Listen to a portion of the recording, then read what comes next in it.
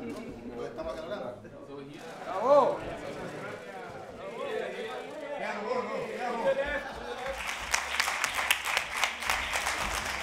have a Catholic background. I went to a Catholic school.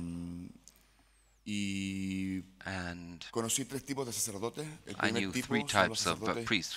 que First son type being buenas personas que those están who were en lo good que ellos people, entienden como el camino a la who santidad, gente really honorable, see this respetable. as a path Hay otro towards tipo de sainthood. directores, o sea, Very respectable de people. sacerdotes que son aquellos Then que son there were other priests, personas que están hoy día o en la those cárcel o en who proceso judicial. nowadays are either Y hay un in tercer tipo de curas que son los jail curas or are perdidos. facing trial.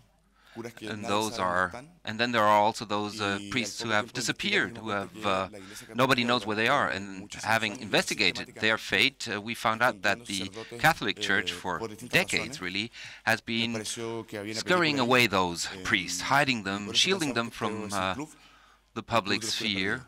and that's how we came up with this club, the idea of a club of lost priests, so to speak. I believe that is really interesting and really fascinates me, just in terms of the narrative, is that the Church doesn't believe in civil justice being apportioned. And therefore they really believe that these priests have committed sin vis-à-vis God, and therefore they have been engaged in covering up these deeds for decades. But the film is not trying to denounce the film. There is, I think that the press does this and the Church does that, but I believe that it is much quite interesting to see that the Church is really afraid of the public judgment, the judgment of the public sphere, if you will, undertaken by the media. But this situation is really also set in a context where the public judgment is much more important than what the Pope really says. And if this film could continue from an artistic perspective, push the issue instead of simply denouncing it, opening up a stage for a conversation, providing a platform so that this desperate cry, this shout can emerge, which is also the cry of the people who disappeared in Pinochet. Well, I think sometimes we have the possibility to be surrounded by people who have talent, who have the same kind of ideas that we have, where we share ideas and we come together in order to create something like a bomb in a way that explodes in the public sphere and brings about a reflection. I'm sounding like a priest here. Oh, please, everybody, start listening up, start looking truth in the eye. Well, of course I'm kidding, but that's what we set out to do and achieve. And it also fascinates me that the victim in this case doesn't see or interpret it in the same way that we interpret it, and that he also encounters a great hurdle to say what he says.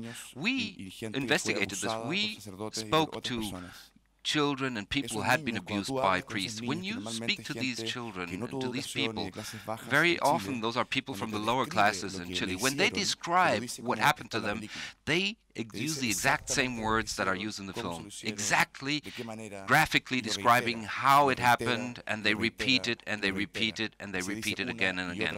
One time and again.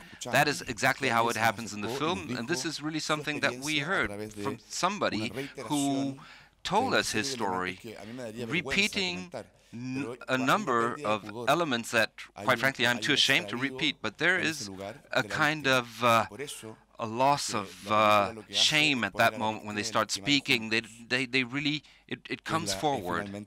And finally, I think this is really something that leads to psychosis and is also the deep problem affecting the Church. And this is also something of a struggle that I had, because I think it has really leveled cinema as such. Digital film really has leveled and covered all of the differences that might exist in the imagery in different countries. And the way to escape this is to create something more particular with a particular lighting, and that's why we used these older Russian-made lenses that were used actually by Tarkovsky in his generation, and we used that in combination with this digital recording means, and that leads to this result.